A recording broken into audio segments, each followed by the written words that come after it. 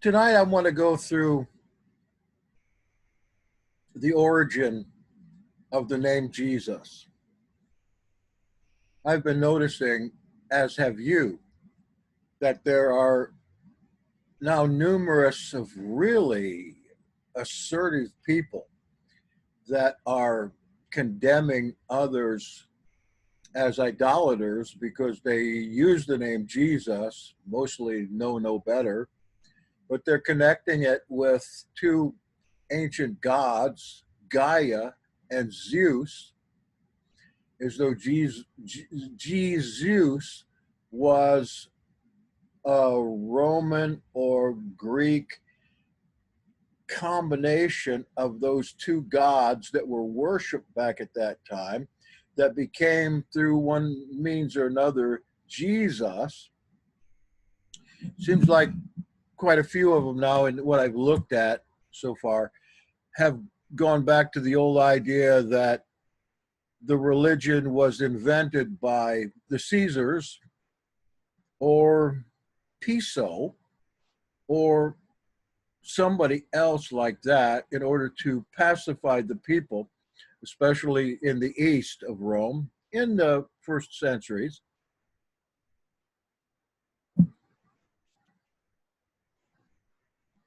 I had a debate on this probably 2 years ago with a fellow named Dr. Dave.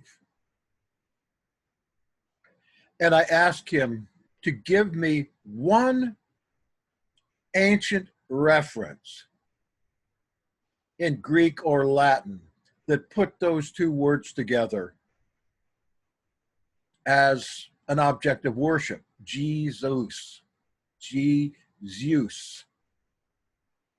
A few days later, he came up with one, and when I looked it up, it wasn't. It had nothing to do with that. But he'd written a whole book on this Jesus thing, and he couldn't come up with one ancient witness on it. But I feel like people that are advocating that, I'm almost afraid to say it, but I think they're working for the enemy. If they're condemning poor, simple people for idolatry, and some of these guys come on like gangbusters on social media, trying to convince people of this, or trying to condemn people for using the name Jesus, when really they're the ones with their theories that are, while they're accusing people of idolatry, they are committing a kind of a blasphemy, I would think. It always seems like they're so assertive, so aggressive with it. And of course, there's threats that come with it. I don't know if any of you have seen these or not, but I'm seeing them all over the place, especially in connection with the Caesar's Messiah crowd. You know what I'm talking about here? If so, raise your hand or say yes or something. Have you seen it? Okay.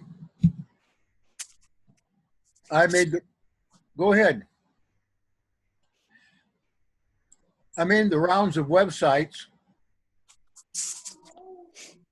You got something, Kenneth?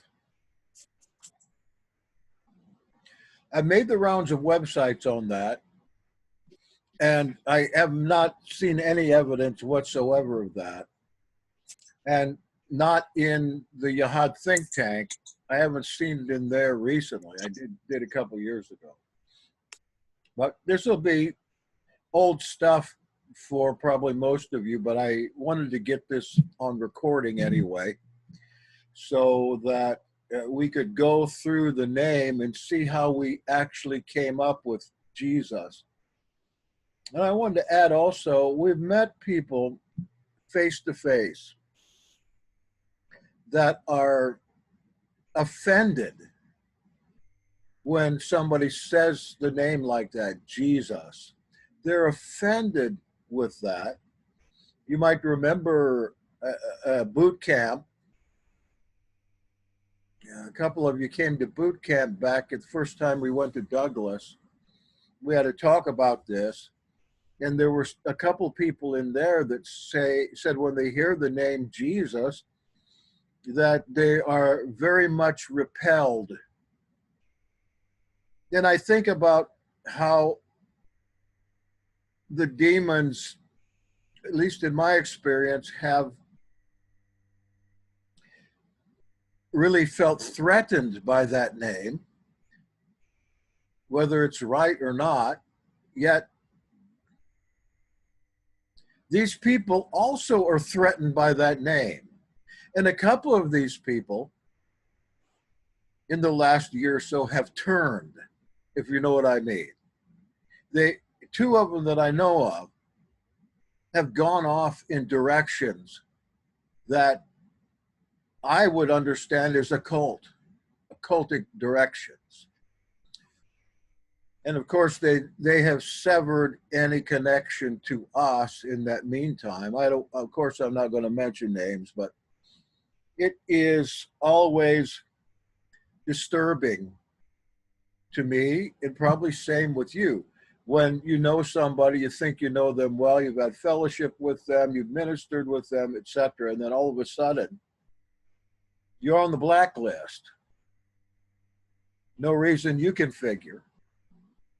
But two of the people we had there, we've been on the blacklist ever since the matter of Jesus has come up. Oh, well, neither here nor there, only to say that we need to get a good background on this and see the evolution in a way that is instructive and also illustrative. And so I put together a page here, which I'll share with you. Sorry, no pictures. And where is that page? It's not showing it in my Zoom. Maybe I need to close a few things off here.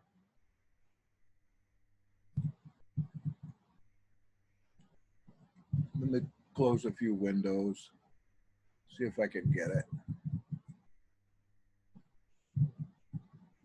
Because there's legitimacy to it if you understand how language changes, how pronunciation changes in time,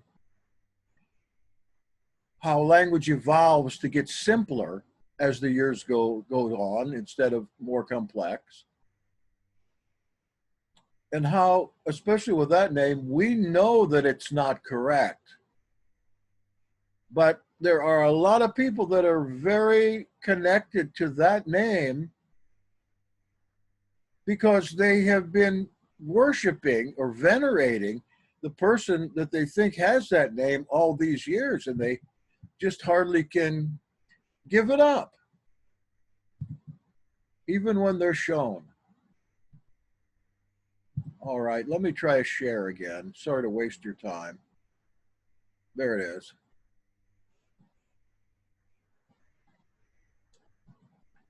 The evolution of Jesus. We've already talked several times about the name Jesus, J-E-S-U-S, and pronounced that way, is effective in deliverance ministry.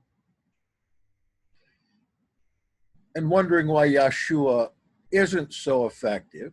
And we've come to the conclusion that demonic entities are not that smart. They're not up to date on things necessarily. Whoever their host was, they seemed to believe as their host did. But of course, from a very dark aspect. And so let us see. I go to 1 Thessalonians 1:1. This is thought to be the earliest mention of Iesus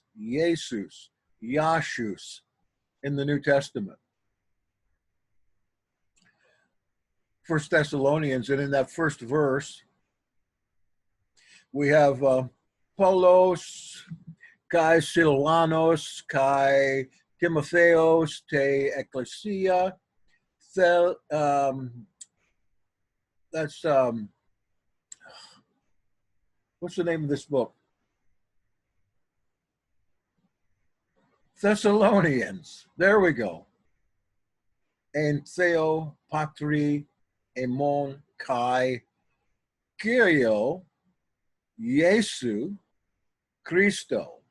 Now I'm pronouncing that Iesu because this is what I learned in the university in Greek classes. Classically, that's how they're pronounced. But nobody really knows for sure how ancient Greek was pronounced, how Koine Greek was pronounced. They don't know for sure, especially the letters that do not correspond to letters in our alphabet.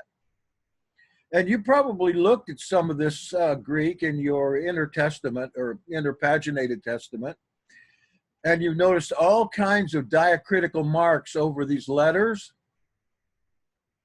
which I don't use. They only are there to confuse people.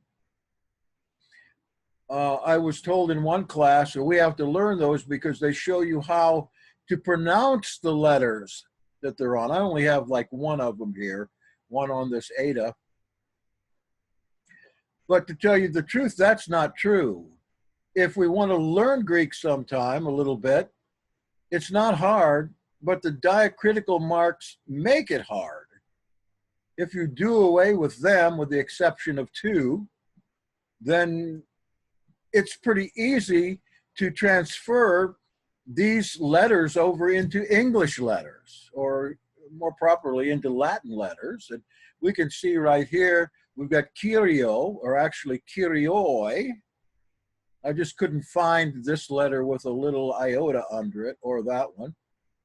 K, U, R, looks like a P, but it's an R. You know what the Greek letter for P is? Pi, or P. P is how it's pronounced.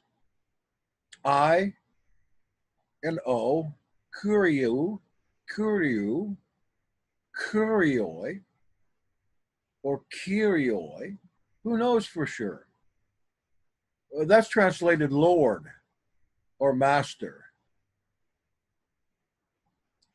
Correct pronunciation of this word is Yashu. Yashu. And I'll show you why that's the case.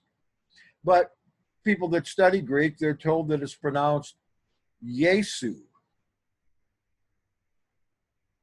And the last word here, you can read that X thing, that's a key, C-H-I, key, rho, iota, sigma, Chris, T-O, Christo. It's genitive case. This is important later down, which means it's possessive. And you can put, if you're translating this, you'll put an of before it. Of a master, Yashu Christoi. Where's the S on here? Jesus needs an S on the end, right? Well, in some cases, yes. But we're trusting Paul here. We're trusting that Paul knows the name of this master that he proclaims and what was his first language. Nobody knows for sure. There's a difference of opinion even where Paul was from. The most probable place that he was from was Galilee, at Gishgala.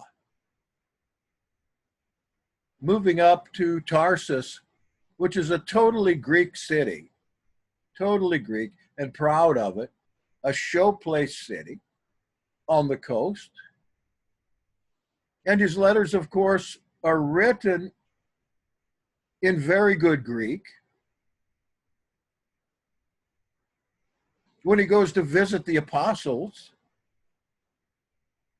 what language does he speak with them? Aramaic? We're not sure. But one thing we are sure of is that the apostles, like James, certainly did know the Greek language, especially if they're from Galilee. More people spoke Greek in Galilee than they did Aramaic at that time. Paul's first language then, I think, is Greek. Because his letters go out to Europeans. They don't go to Syria or Arabia or to Jerusalem. They go to Thessalonica and Corinth and Philippi, these cities in and around Macedonia and Achaia.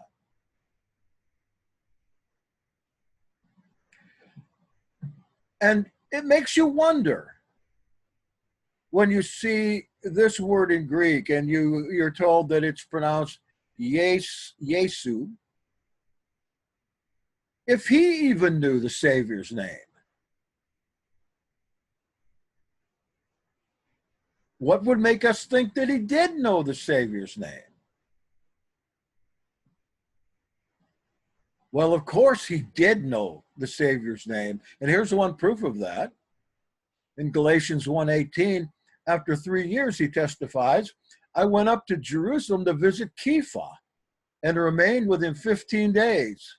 But I saw none of the other apostles except James, Yaakov, the master's brother.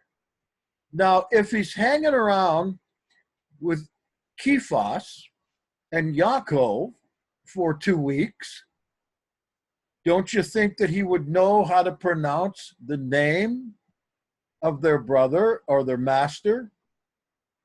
Of course. And of course, Paul reiterates, as he does often, in what I am writing to you before Elohim, I do not lie. So does Paul talk to the disciples and to James in Aramaic, and he says to them, Yeshua or Yeshua, and then go to Greek and call him something else, Yesu or Jesus? Does he have to think of two different ways of pronouncing his name, depending on where he goes? Well, in the nominative case, regularly you're going to see in Greek this figure for the name. And again, I want to go over the letters. This is an iota or an I or a Y. The second is an eta. We do not have a letter to correspond with eta.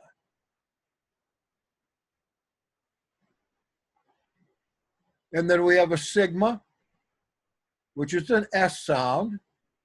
Omicron, upsilon is a diphthong, OU, pronounced U. And then we've got an ending sigma again. You'll notice that this sigma here and this one are different because just as in Hebrew, some letters have a different form when they're on the end of the word.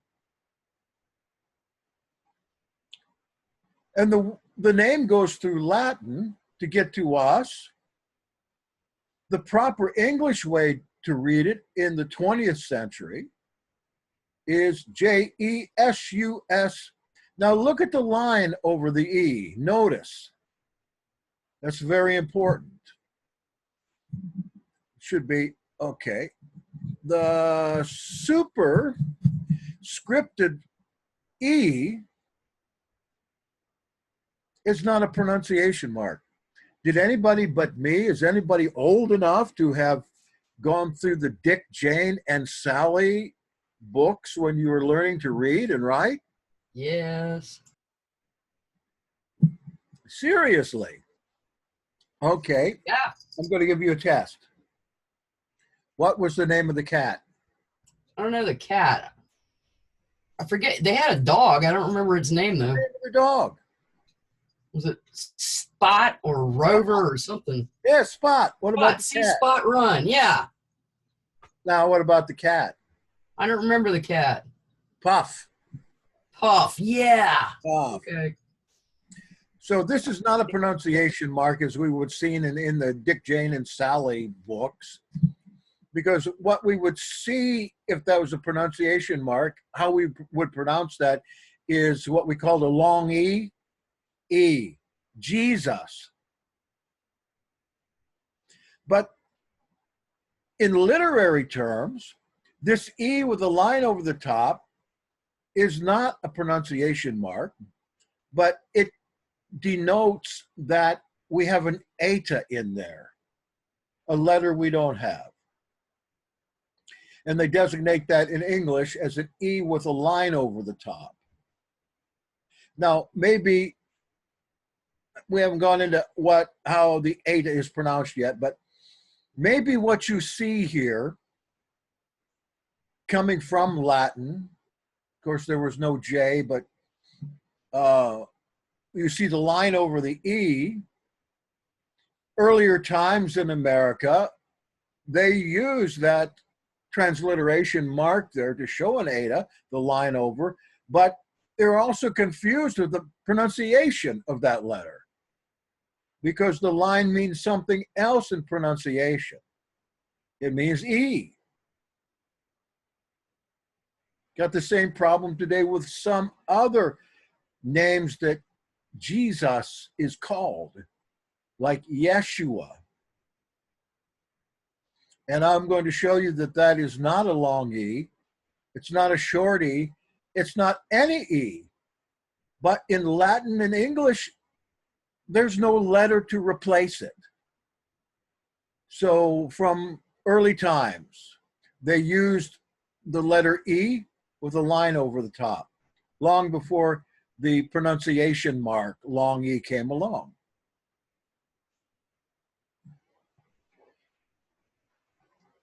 So we've got the iota, the I. It's almost pronounced like that character from Star Wars. Yoda, Yoda. It's used as both a consonant and a vowel.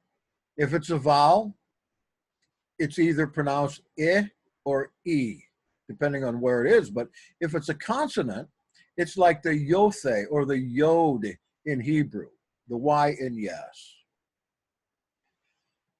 When publishing came in the 15th century, and as the first books were published, publishers began to see that they could use movable type and changeable fonts. And one of the fonts that they began to use, that they discovered somewhere along the line, supposedly in the 17th century, so I read some time ago, was the Gothic font, where when an I was in a word in a particular place, namely in first place, it was given the tail, the J tail, but it was still called an I at that time. And you'll notice it sometimes, like if you have a 1611 King James Version, if I'm not mistaken, you'll notice it in the page numbers. The first I will have a tail on it. It's simply stylistic. It was a fad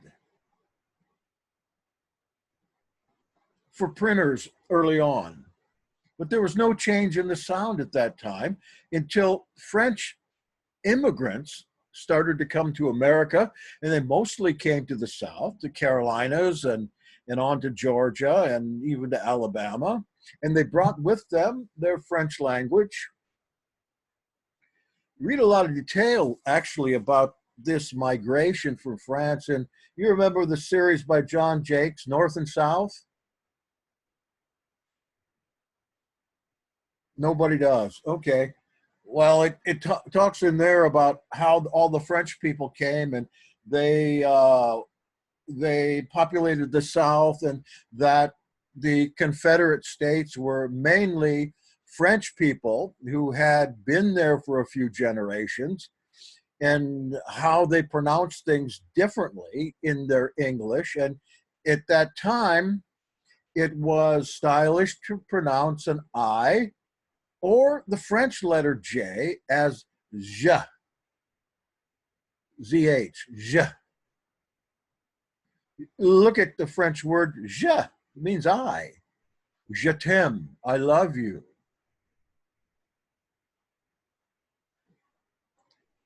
Immigrants to Appalachia and rural America, after a couple generations, they didn't say je anymore.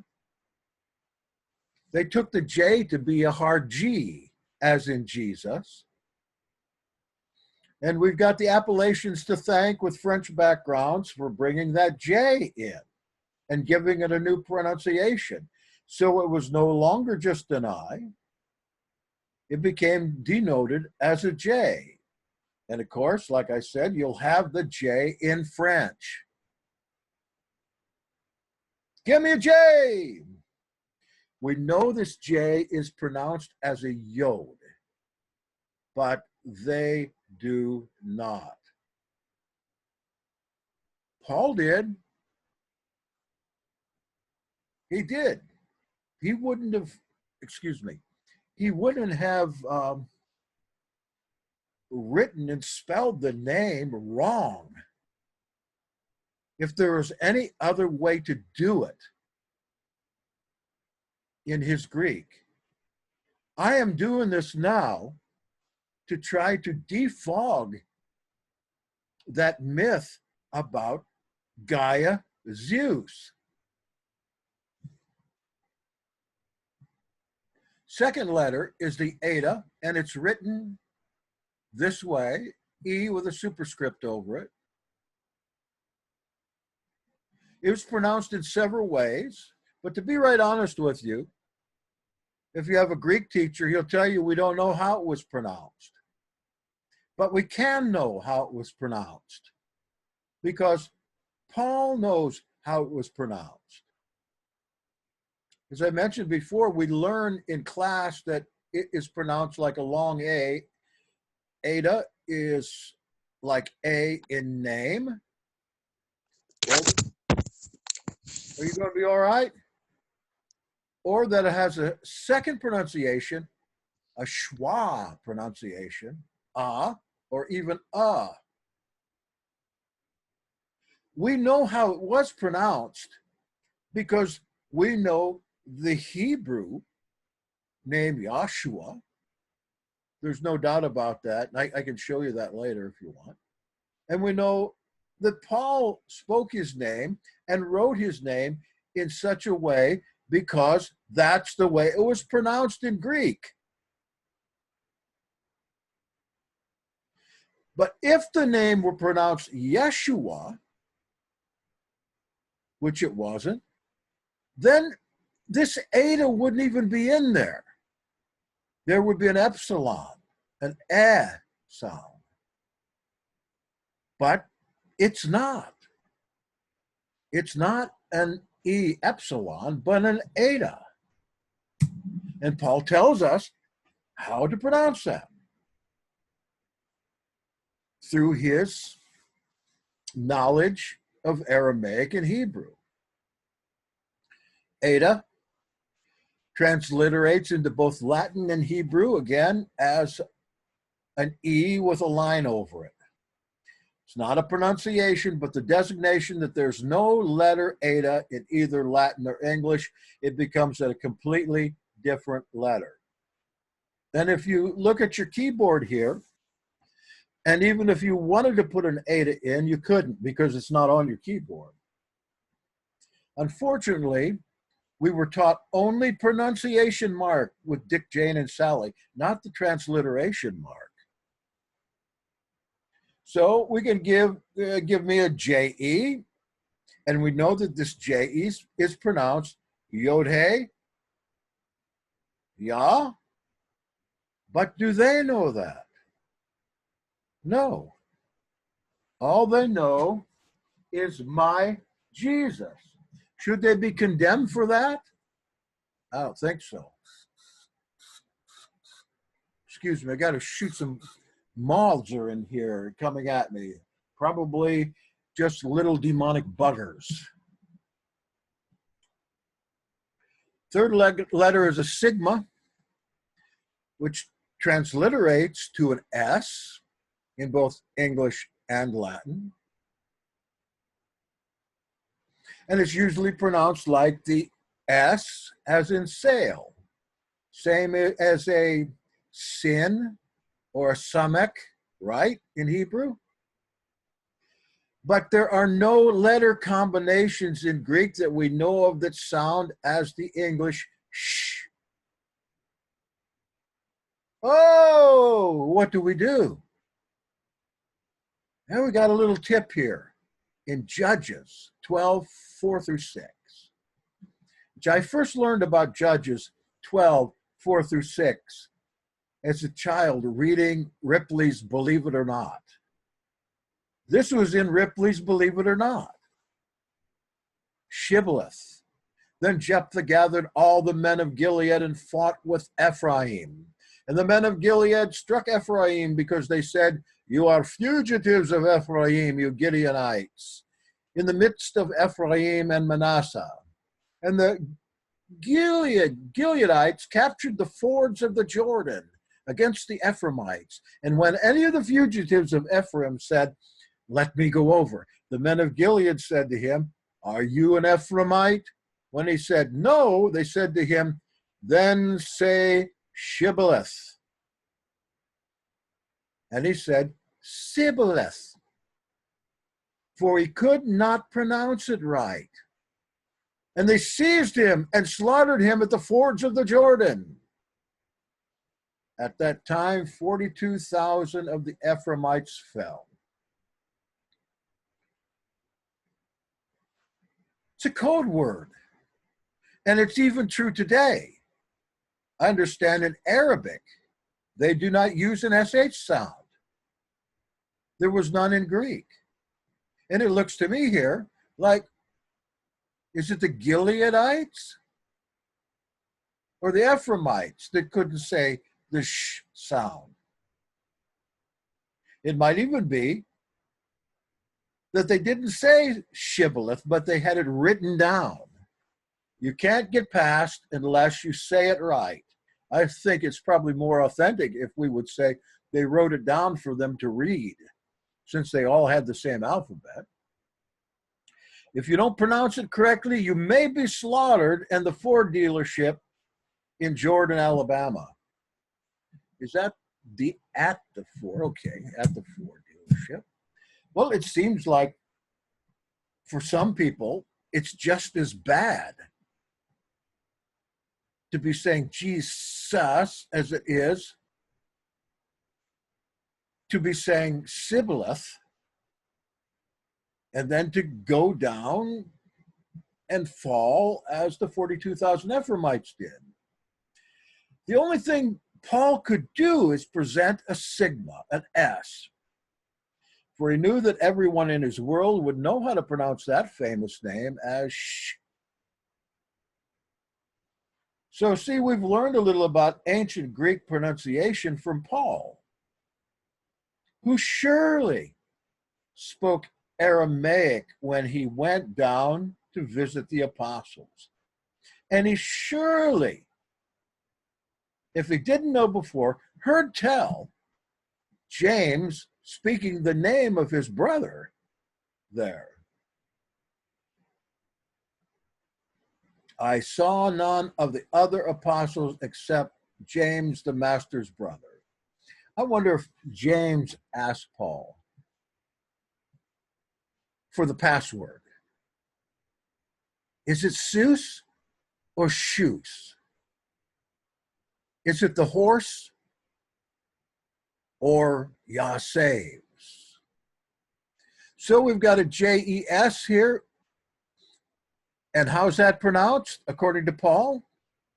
Yash. You see where I'm coming from? Paul couldn't have written it down wrong. He knew. He wrote it down the only way that he could. The next two letters is a diphthong, omicron and upsilon. and they sound together as ooh, as in moon.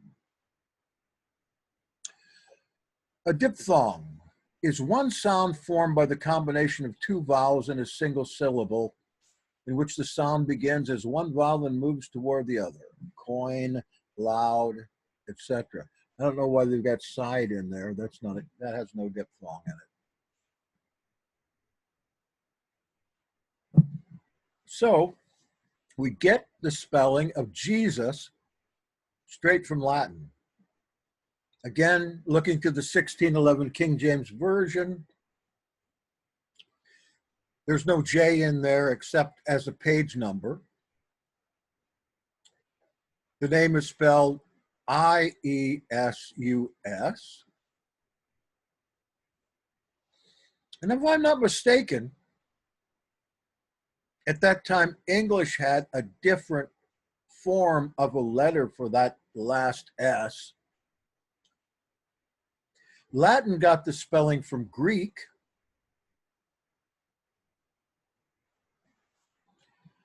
So an adjustment of letters must be made to get the pronunciation of those letters correct. If you've been in the church at all, especially the mainline church or the old line church, you know that in Latin, they often praise Iesus. That's how they pronounce it.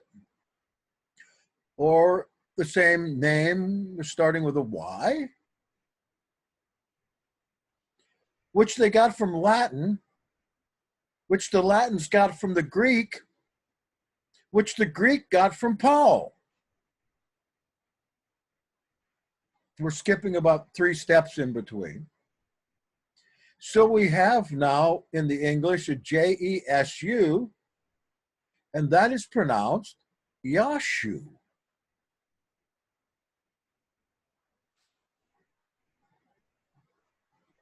If you didn't know this, how would you know the difference? This is how Paul pronounced the name. This was how the name was pronounced in Greek, Latin, and Hebrew.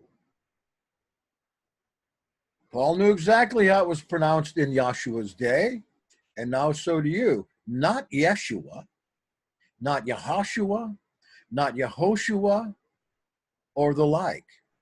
Unless Paul's wrong, or Paul lies, or Paul didn't spell it right. But if Paul wrote those letters, nobody doubts that at least 7 of those letters are authentic, then certainly he couldn't have just made one spelling error in every one of them. Same with John. John was written over in Greek. I'm speaking primarily not only the gospel, but the Revelation. It's described as being written in barbarous Greek, but it's the same spelling there too. If John wrote the Revelation, he certainly knew how to pronounce the name and how it should be written in Koine Greek. Same with the gospel writers. Who knows what language the originals were written in? The originals, you know, come from many sources. There are many sources for the Gospel of Matthew, for instance. It's obvious. Maybe some of those sources were Greek, some were English, not English, Aramaic or Hebrew or some other language. And look at the we section in the book of Acts.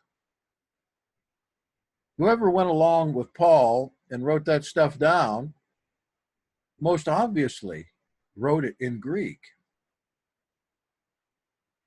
Yet they all spell it the same way. And it's pronounced the same way in all tongues. This is a little illustration now.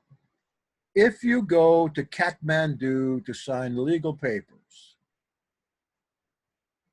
does your name change when you get there? If all the legal papers are in the language of Kathmanduian, how are you going to know what your name is in that language? If you go to China and you must sign, What name do you sign?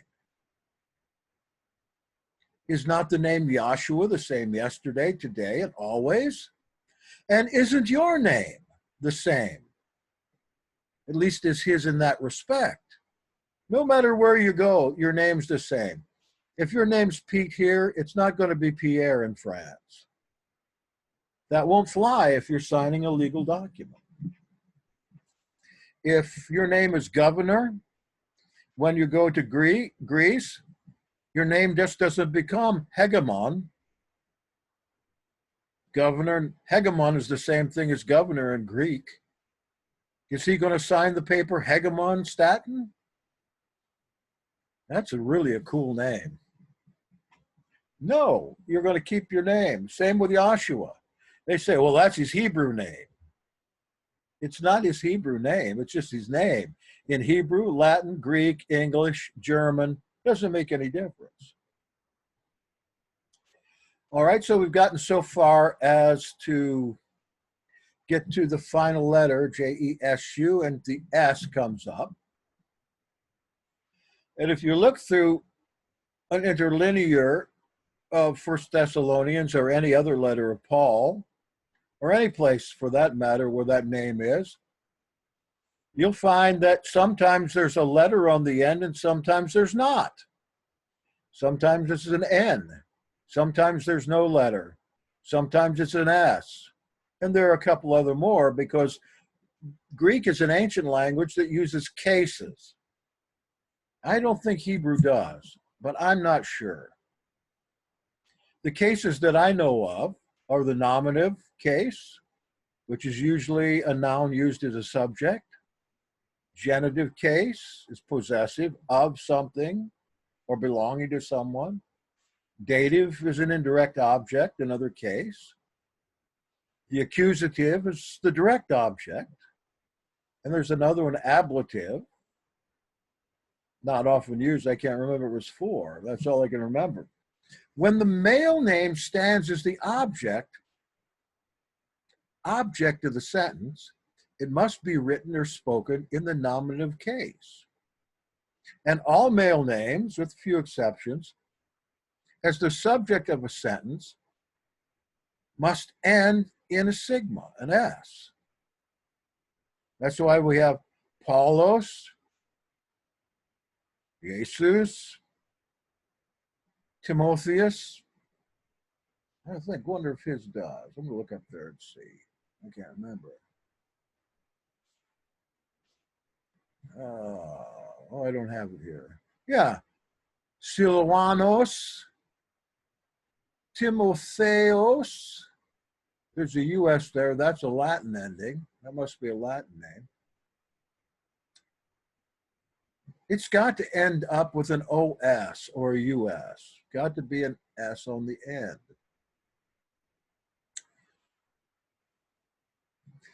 If it's the direct object, that is to say, Pilate crucified Jesus, it would be the direct object, and it would have an N on the end instead of an S. If it was Father of the Lord Jesus Christ, it would just end up with S-O-U, no end letter. And that's why there's an S on the end, because Latin took it from the Greek in the nominative case as the subject of a sentence. And that would be pronounced Yahshus. Yahshus. Why, where's the ah for saved? Shua. In Greek, if it ended in ah, like Yahshua, then he would be thought of as a she. That's a feminine ending. Greek is more strict on that than Hebrew is. We might want to call him Joshuetta. So that's how we get Jesus and how it came actually through through Hebrew, Aramaic, Greek, Latin, European languages, Old English, Middle English, through the French with the Z and the S, and here today, pronounced in the Appalachian way, Jesus. It's just a matter of ignorance, not Gaia Zeus or Jesus the horse or anything like that. As I mentioned before, I debated this guy. I challenged him just to find one ancient source. He had a week. He couldn't do it. He wrote a whole book on this. Yet he wouldn't change his mind about it. And he's still bitter and nasty and very assertive and aggressive with people about this very thing. Unless you pronounce it right, then you are using the name in vain.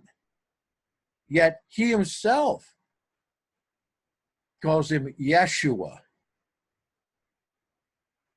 which, as you know, is not a name. It's not having the Father's name in him. As the prophet says, you'll have the Father's name in him. But rather that is just an Aramaic common word that means deliverance or salvation.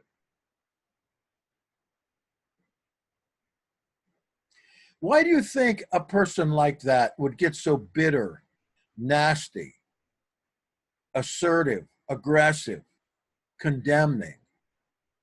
Why do you think?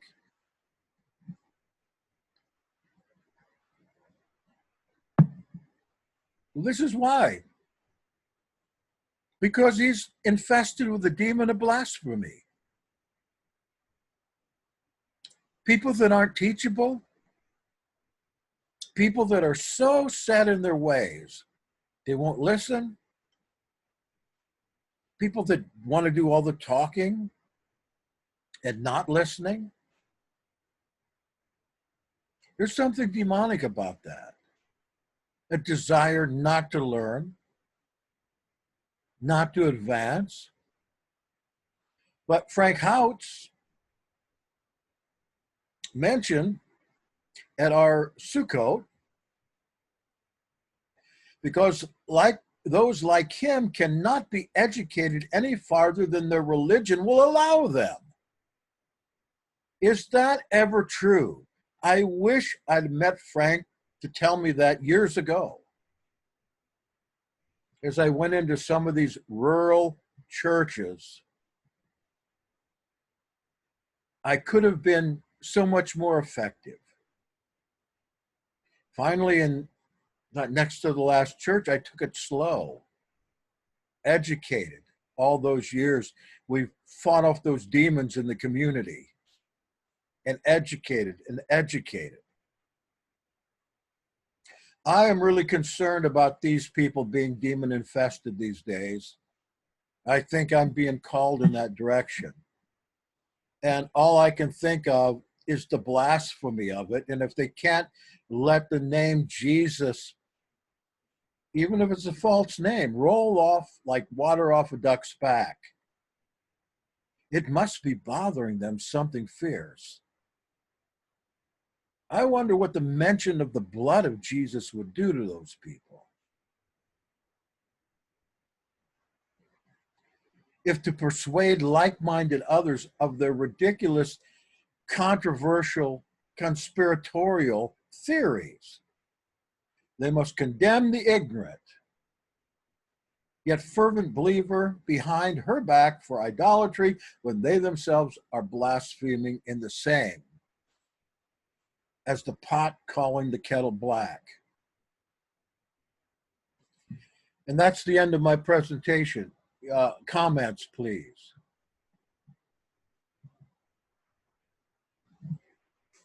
I'm glad to see that you stuck in. That was, I really like your notes on that. I've heard you do this, present this topic before, but this is a lot more thorough and convincing. Thank you. You're welcome. Then, if that's the case, what should we do about this? I've been finding myself looking back and using that name in deliverance ministry, and it works. Yes, it does. Hey, Jack. Yes, sir. Yeah, I believe that if it's right or there's nothing wrong with it, I mean, like you said, I would not sign my name Hegemon. I would not, or you wouldn't, because in Hebrew, technically, your name doesn't exist. Your first name, there is no necessarily a J sound or it doesn't exist at all. You find inventive ways to make it happen, but you'd have to do something with the Gimel and add some kind of diacritic or something crazy. But your name doesn't exist. The sounds that make your name, I don't think even in Latin, no, Latin or maybe Greek, your name doesn't even exist. In French, it does. That's It does. actually, yes. Latin was Jacimus. That's right. When it gets over to French, you've got the Jacques Jacques. sound. Yeah. Jacques. And we get over here to the Appalachian folk, and it becomes a J. Right. Everybody's J. But using using the name, if it works, that says a lot. I mean, if somebody said, the password is open sesame at a particular door, and it always worked, and someone else said, no, it's shoelace. You're not going to listen to them, because if open sesame works all the time, literally, that was the password. If that works, then it works. Abracadabra. The same idea. No magic involved here, but there is. I mean, there's apparently power in the name, and it doesn't matter. We have the fact that strong proof that it's just a translational thing. It's not some vast conspiracy that spans millennia to hide his name, or maybe if it was, it is natural almost. Maybe the power is to some extent in what the object believes is the name. Rather, if you're just going to say Yahshua and use that, even if it didn't work, that's almost superstitious in itself, because these entities and other people, if they don't know what that is at all, maybe that name has been kept from such people. Maybe the sacred names we know. I wanted to do a little bit with a sacred name too in Greek, but do that later. But maybe it's hidden yet. Maybe we shouldn't just be telling everybody about it right now. We just have to give that more thought. Well, we do, because, not like you said, the pronunciations are all over the place. We can't seem to agree for whatever reason. You can come with convincing arguments, and even this happens in science. Somebody could argue something. You got the vaccination, anti-vaccination stuff. You've got other things that might be going on, and someone's proof is another one's something that could be debunked. So, whatever somebody comes up with can be disputed. There's almost no indisputable proof. Somebody can say, this is it. This is the final argument, the final word on the issue. I'm shutting it down, and this should shut everything down, but it never does. So look, what about James, the Epistle of James? Do you believe that's authentic? I don't see why not, even though it is just one of the strangest epistles, because it doesn't end the way other epistles do. It is very, like, it's cut off, like there should be maybe another chapter or a few more verses in that chapter. It ends up, be aware of adultery or something like idolatry. Yes, but look, in the letter to James, it's spelled the same way. We know full well, because these guys knew how to pronounce the name. And look at how they write it down. I don't understand why even Greek professors can't catch on to that. They're using classical sources rather than practical sources. And this, I can't see again, how people can use Yeshua when that is it's a modern invention from modern Hebrew, when Paul tells you how it's pronounced. So there ought to be a way that we can condense this and put it into a track or something like that. Well, actually, you could probably, when you podcast this, or if you put some work into it, it'll take some time probably, but you could cut it up and make it into you have a document Yeah, that the Joshua to Jesus workshop. I think in there you state it's kind of like a conspiracy, but you could edit that and probably put it out. It is a tract already, so you just have to add things or remove things as you will. that's right. It's about cut down as far as it can be too. Yeah. Yes. Number, yeah, it's up on the Vero Yahad, the think tank files. The only thing you could do is maybe make it a PowerPoint presentation, but it's 3 pages Word document. It's not a very long Word document. That's what I was going to do with this, except just no time. You get into it, you just keep going and adding to it and everything.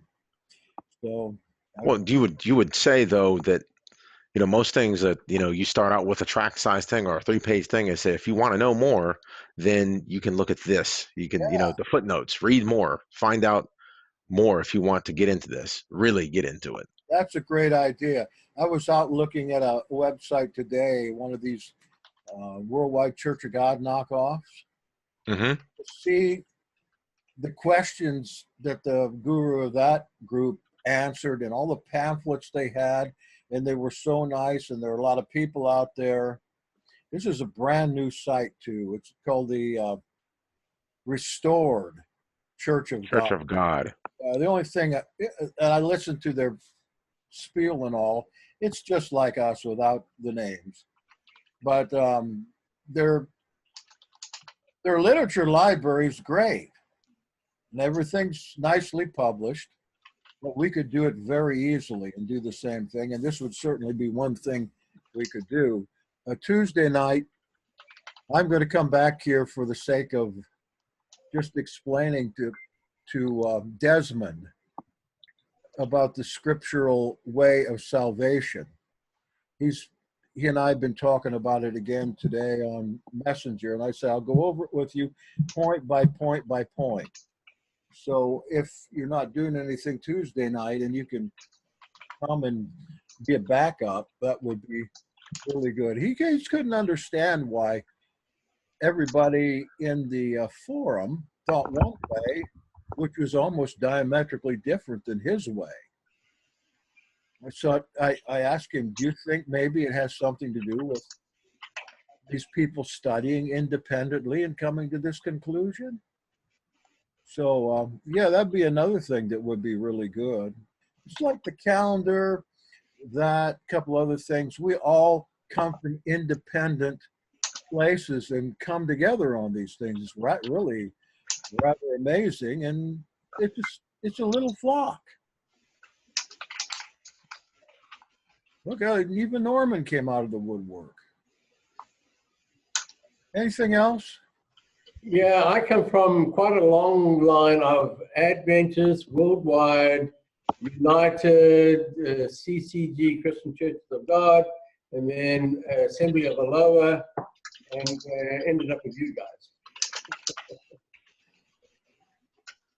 Well, we're glad of that. Yeah. Well, that's something we'll look at as we continue on with the library and all. Diane's back working again, and she'll put another 800 together. How she does it in that time is beyond me, but we're working at that, and maybe we can get some nice literature out there. We can get it published through Lulu or something. Thank you all, and be blessed. Maybe I'll see you Tuesday night.